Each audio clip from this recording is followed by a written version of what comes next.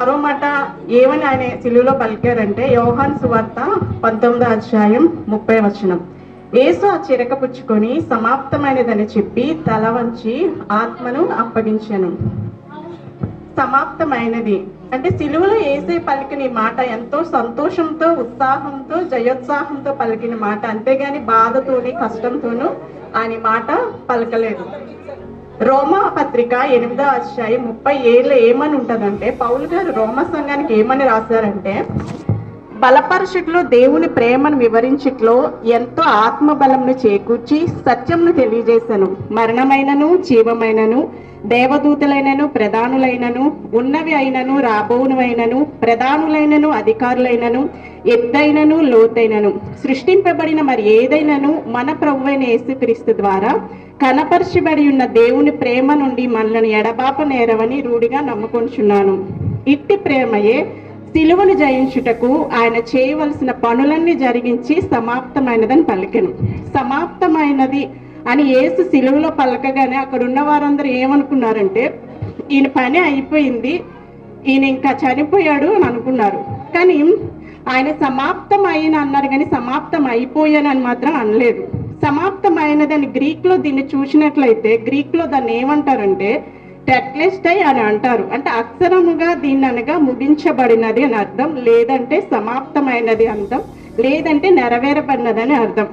ఈ సందర్భాన్ని గురించి సమాప్తమైనదని దాని గురించి 4 సువార్తల్లోనూ ఒక్కొక్కరు ఒక్కొక్క విధంగా రాశారు.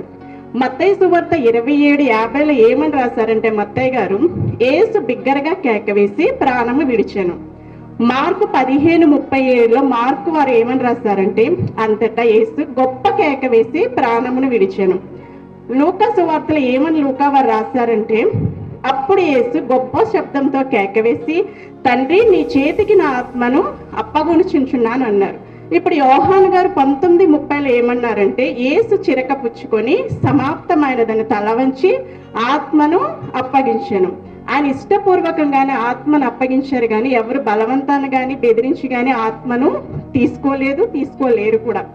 అయితే పై 4 సువార్తలు చెప్పిన సందేశం మనం బాగా గమనించినట్లయితే, ఒకటి ఏంటంటే బిగ్గరగా కేక వేసి, రెండోది గొప్ప కేక వేసి, మూడోది గొప్ప శబ్దం అని తెలియజేస్తుంది. కానీ వీటన్నిటిని మాత్రం యోహాను గారే ఆ కేకలోని శబ్దం ఏంటన్నది బాగా వివరించారనమాట.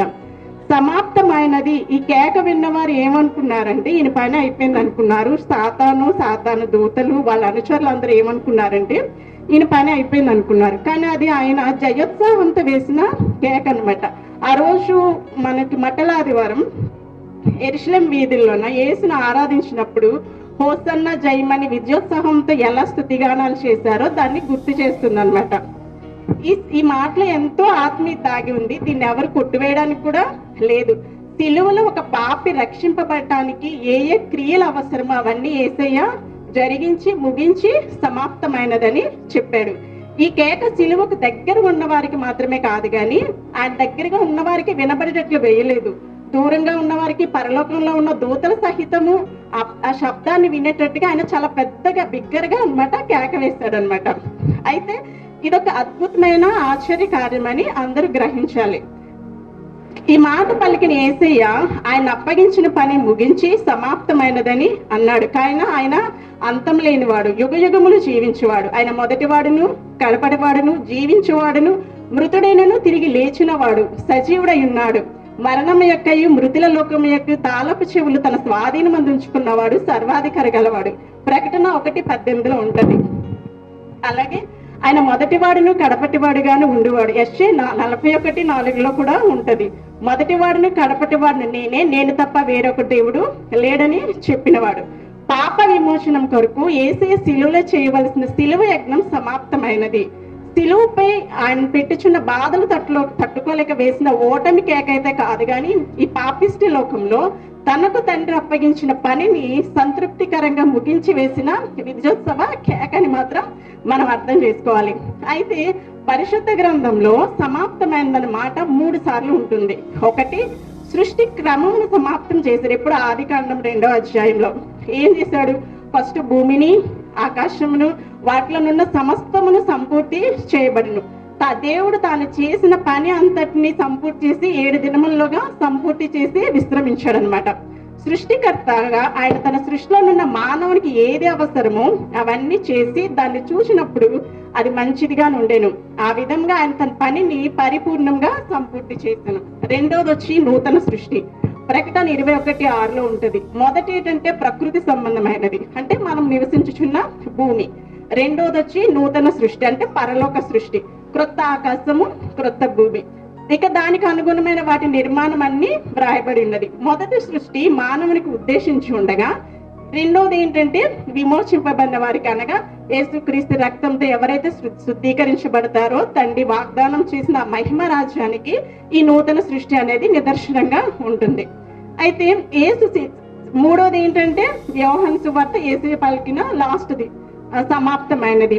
ఈ రెండిట్లో కన్నా శిలువ యజ్ఞంలో ఆయన పలికిన మాట చాలా అద్భుతమైనది, విశేషమైనది కూడా. అయితే ఏం సమాప్తమైనదే అని మనం అనుకుని ఆలోచించినట్లయితే లేఖన నెరవేర్పులు కూడా సమాప్తమైనదని చెప్పవచ్చు. అంటే ఆయన లేఖనములు ఏమని చెప్తున్నాయి అంటే ఆయన జననం గురించి చెప్తున్నాయి, ఆయన మరణం గురించి చెప్తున్నాయి, అన్నిటి గురించి చెప్తున్నాయి. కొన్ని మిగిలిపోయాయి. అవేంటంటే ఆత్మను అప్పగింపవలసి ఉన్నవి. కీర్తనలు 31:5 ఉంటది. రెండోది ఎముకలలో ఒకటి అయినా విరిగిపోదు. కీర్తనలు 34:20 ఉంటది. ధనవంతుని సమాధిలో దేహం ఉంచుట. యెషయా గ్రంథం 53:9 ఉంటది. బల్లెంతో పొడవబడుట. జకర్యా 12:10 ఉంటది.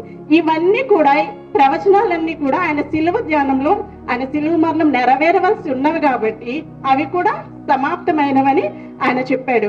నెక్స్ట్ ఆత్మీయ భావంకి వచ్చేసరికి సమాప్తమైనదని యేసు చెప్పినన్న పదాన్ని రకరకాలుగా వ్యాఖ్యానిస్తూ ఉంటాం. సమాప్తమైనదని చెప్పిన మాట మొదట నేను గ్రీక్ పదంలో చెప్పినట్టు అట్లీస్ట్ మనం దీనిని ఇంగ్లీష్లోకి అనువదించినప్పుడు సందర్భాన్ని బట్టి దాన్ని తెలుగు పదంలో వాడారు. ముఖ్యంగా కొత్త నిబంధనలు 4 పర్యాయాలు ఉన్నాయి. మత్తయి సువార్త 11:11 ఏం చెప్తాడంటే, యేసు తన 12 మంది శిష్యులకు ఆజ్ఞాపించుట చాలించిన తరువాత, ఇక్కడ చాలించుట అనేది గుర్తుపెట్టుకోండి. రెండోది వచ్చి మత్తయి సువార్త 27:24, అంటే అరశెక్కులు పన్ను కోసం వచ్చినప్పుడు పేతురుని అడుగుతారు, మీ బోధకుడు పన్ను చెల్లించడా అంటే పేతురు ఏమంటాడంటే చెల్లించును అని అంటాడు. మూడోది వచ్చి లూకా 2:39 ఏమంటాడంటే, అంతటా వారు ప్రభు ధర్మశాస్త్రం చొప్పున సమస్తము తీర్చిన పిమ్మట గలిలయలోని నజరేతు ఊరికి తిరిగి వెళ్ళిరి, అంటే తీర్చుట అన్నమాట. లూకా 18:31 వచ్చి, ఇదిగో యెరూషలేమునకు వెళ్ళుచున్నాను, మనిషి కుమారుని గూర్చి ప్రవక్తల చేత రాయబడిన మాటలన్నీ నెరవేర్చబడును, అంటే నెరవేర్చబడుట. ఈ 4 మాటలు కూడా గ్రీక్ లో ఒకే మాట వాడబడింది. తెలుగులో తర్జుమా చేసేసరికి 4 మాటలుగా వచ్చాయి. వీటన్నిటిని సమకూర్చి కూడా ఆయన సమాప్తమైనదని చెప్పాడు. ఎందుకంటే చాలించబడినది అంటే లోక పాపము ఇంకా చాలించాడు, చెల్లించబడినదంటే విమోచన క్రయదానం ఆయన చెల్లించాడు, తీర్చబడినది అంటే ధర్మశాస్త్ర విధి అంతా తీర్చబడింది, నెరవేర్చబడినదంటే తండ్రి అప్పగించిన పనిని ఆయన నెరవేర్చాడు. ఈ మాటలన్నిటికీ ఒకటిగా ధ్యానించినట్లయితే యేసయ్య సిలువలో పలికిన 6వ మాట సమాప్తమైనదని అర్థం. అయితే ఏమి సమాప్తమైనదని అంటే ఆయనకు కాలములు సమయములు అన్ని తెలుసు. ఇప్పుడు మనం ఉన్న ఏదైనా మనకు ఒక రోగం వచ్చేసరికి మనం ఏమవుతామో ఏంటనేది మనకి తెలియదు. కాకపోతే మనం హ్యాపీగానే పడుకుంటాం, రేపటి గురించి మనకు ఆలోచన ఉండదు. కానీ ఆయనకి మాత్రం ఆయన శ్రమలు సమాప్తమైనవి సిలువలో. ఎందుకు అనంటే ఆయన పుట్టినప్పటి నుంచి ఆయనకి బాధలు, ఆయన జనన వృత్తాంతం కూడా శ్రమలతోనే సముదాయం అన్నమాట అదంతా. ఎందుకంటే చిన్నప్పుడే తండ్రి గారు చనిపోయారు, తమ్ముల్ని చెల్లెల్ని అక్క చెల్లెల్ని పెంచాల్సిన బాధ్యత ఆయనకు ఉంది, తల్లిదండ్రులకి విధేయులై ఉన్నారనమాట. అయితేనేమో వాళ్ళ అమ్మగారు తప్ప మిగతా ఎవ్వరూ ఆయనని నమ్ముకోలేదు. ఆయనకి లేఖనములు అన్ని తెలుసు. ఏం తెలుసు? ఎలాగ ఆయనకి సిలువ మరణం వేస్తారు, ఎన్ని మేకులు కొడతారు, ఎన్ని కొరడా దెబ్బలు తింటారు, ఎంత అంటే ఆ యెరూషలేము వీధుల్లో ఎలా తిప్పుకు తీసుకువెళ్తారు, అన్ని ఆయనకి తెలుసు. ఆ బాధనంతా ఆయనకి తెలుసు కాబట్టి ఆయన ప్రశాంతంగా నిద్రపోయి ఉండరు, ఎప్పుడు ప్రార్థన. అందుకే అంటారు కదా, గెత్సెమనే తోటలో అనుకుంటా ఆయన ప్రార్థన చేస్తున్నప్పుడు ఆయన రక్తం కూడా చెమట బిందుల వల్లే కదా నాకు ఎంత వేదన పడ్డాడు. ఆ వేదన అంతా ఆయన శ్రమలన్నీ సిలువలో సమాప్తం అయిపోయేవి.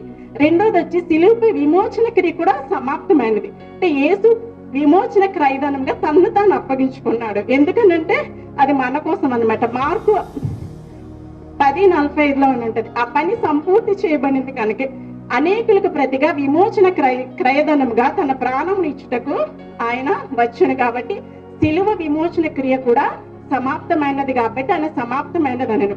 మూడోది వచ్చి ధర్మశాస్త్ర విధి కూడా సమాప్తమైనది. ఏంటంటే ఆయన ఒక దగ్గర అంటాడు, నేను ధర్మశాస్త్రం కొట్టివేయటకు నేను రాలేదు కానీ దాన్ని నెరవేర్చటకు నేను వచ్చాను అంటాడు. ఎఫెసీ 2:14 ఆయన మీకును మాకును ఉండే ద్వేషములు అనగా విధి రూపకమైన ఆజ్ఞలు గల ధర్మశాస్త్రము తన శరీరం అందు కొట్టివేయట చేత మధ్య గోడను పడగొట్టి మన ఉభయులను ఏకం చేసిన అనమాట. నెక్స్ట్, విశ్వసించు ప్రతివానికి నీతి కలుగుటకి క్రీస్తు ధర్మశాస్త్రములకు సమాప్తి ఉన్నాడు. అంటే ధర్మశాస్త్ర విధి కూడా అక్కడ సమాప్తమైంది. నెక్స్ట్ 4వది వచ్చి నా తండ్రి చిత్తము నెరవేర్చబడింది.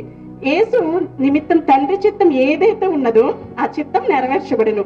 యోహాను 6:40 కుమారుని చూచుచునే ఆయన యందు విశ్వాసం నుంచి ప్రతివాడును నిత్య జీవం పొందుటే నా తండ్రి చిత్తము, అంత్య దినమున నేను వానిని లేపుదును. హెబ్రీ 10:7 నేను గ్రంథపు చుట్టలో నన్ను గుర్చి వ్రాయబడిన ప్రకారము దేవా నీ చిత్తమును నెరవేర్చుటకు ఇదిగో నేను వచ్చి ఉన్నానంటిని. హెబ్రీ 10:9 యేసు నన్ను పంపిన వాని చిత్తం నెరవేర్చుటయు ఆయన పని తుదముట్టించుటయు నాకు ఆహారమైనది. అంటే తండ్రి నాకు ఏ పని అయితే అప్పగించాడో ఆ పని నేను సిలువలో సమాప్తం చేశానన్నాడు కాబట్టి సమాప్తమైనదని ఆయన పలికాడు. 5వది వచ్చి పాత నిబంధన నెరవేర్పు నూతన నిబంధన ప్రవేశం కూడా సమాప్తి అయినది. యేసు సిలువలో సమాప్తమైనదని చెప్పిన మాట పాత నిబంధనలోని ఛాయలు ఇంకా ముగిసిపోయాయి. క్రీస్తులోని నిజ రూపం బయలుపడెను. పాత నిబంధన మోషే ద్వారా మనకి ఇచ్చాడు, క్రొత్త నిబంధన క్రీస్తు ద్వారా మనకి ఇచ్చాడు. పాత నిబంధన బలి అర్పించబడుట ద్వారా రక్తం ద్వారా స్థిరపరచబడింది, కానీ క్రొత్త నిబంధన క్రీస్తు రక్ష ప్రోక్షణ ద్వారా ముద్రించబడింది. కాబట్టి పాత నిబంధన నెరవేర్పు నూతన నిబంధన ప్రవేశం కూడా సమాప్తమైంది. 6వది వచ్చి దేవుని న్యాయ విధి సమాప్తమైనది. అంటే సిలువలో యేసు చేసిన యాగం ద్వారా దేవుని న్యాయ విధి నెరవేర్చబడింది. నమ్మువాడు ఆయన కృపచేతనే క్రీస్తు యేసునందలి విమోచనం ద్వారా నిర్హేతుకంగా నీతిమంతులను తీర్చబడుచున్నారు. రోమా 3:24 కనుక కృప ద్వారా దేవుడు ఆయన చిత్తమును మన యందు జరిగించినట్లు విమోచన జరిగించి నీతిమంతులుగా తీర్చబడుచున్నాడు. కాబట్టి దేవుని న్యాయ విధి కూడా సిలువలో సమాప్తమైంది. విశ్వసించు వారికి విమోచన క్రయధనము సమాప్తమైనది. అంటే యేసు ప్రభు తన ప్రజలను వారి పాపం నుండి విమోచించుచున్నాడు కాబట్టి విశ్వసించు వారికి కూడా విమోచన క్రియ సమాప్తమైనది. నెక్స్ట్ ఇంకోటి సాతాన్ని ఓడించుట కూడా సమాప్తమైనది. అంటే సాతాన్ ఇంకా పని చేయడం అనమాట, వారిని కూడా ఓడించాడు కాబట్టి నేను సమాప్తమైనదని పలికాడు. యాజకుల మధ్యవర్తిత్వం కూడా సమాప్తమైంది. ఏంటంటే ఆ రోజుల్లో దేవుని సన్నిధి సహవాసములోని యేసు రక్తంలో విమోచించబడిన విశ్వాసుల మధ్యవర్తం ప్రవేశం లేకుండా ఇప్పుడు మనం దేవుని ఆలయంలోకి డైరెక్ట్ గా వచ్చి దేవుని స్తుతిస్తున్నాం. అందుకని యేసు మరలా బిగ్గరగా కేకవేసి ప్రాణం విడిచినప్పుడు ఏమంటుంటే దేవాలయపు తెర 2గా పైనుండి కిందకి చినిగాను. మత్తయి 27:50-51 ఉంటుంది. అంటే యాజకుల మధ్యవర్తిత్వం కూడా సమాప్తం అయిపోయింది. యాజక ధర్మం కూడా సమాప్తమైనది. ఏమంటే యేసు సిలువ మరణానికి ముందు ప్రధాన యాజకుడు మాత్రమే అతి పరిశుద్ధ స్థలంలోనికి వెళ్ళాలి. యాజకుడు మాత్రమే బలి అర్పించేవాడనమాట. సామాన్యులు ఎవ్వరు మందిరానికి వెళ్ళడానికి లేదు. ఆయన చనిపోయాక అది యాజక ధర్మం కూడా, అంటే తెర నడిమికి చిరిగి మనమందరము ప్రవేశించడానికి ఆయన అనుకూలపరిచాడు కాబట్టి అది కూడా సమాప్తమైంది. నెక్స్ట్ సిలువలో పాపం యొక్క ప్రభావం కూడా నిరర్ధకమైంది. యేసుక్రీస్తునందు జీవం ఆత్మ యొక్క నియమము పాప మరణముల నియమము నుండి నన్ను విడిపించను. రోమా 8 మీరు కృపకే గాని ధర్మశాస్త్రంకి లోనైన వారు కారు గనుక పాపము మీ మీద ఇక ప్రభుత్వము చేయదు. రోమా 6:14 పాపము విషయమే చనిపోయిన మనము ఇక మీదట పాపము ఎలాగ దానిలో జీవించదము. రోమా 6:12 ఉంటది. కనుక పాపం యొక్క ప్రభావము సమాప్తమైనది. అంటే సిలువలో పాపం యొక్క ప్రభావం కూడా ఆయన సమాప్తం చేశాడు. ఇన్ని సమాప్తం చేశాడు కాబట్టి ఆయన సిలువలో 6వ మాట ఏమని పలికాడంటే సమాప్తమైనది అని పలికాడు. ఇదంతటికి కారణం ఆయన ఉచితమైన ప్రేమ, ఆయన ఉచితమైన కృప తప్ప మనకి ఇంకేమీ లేదు. కాబట్టి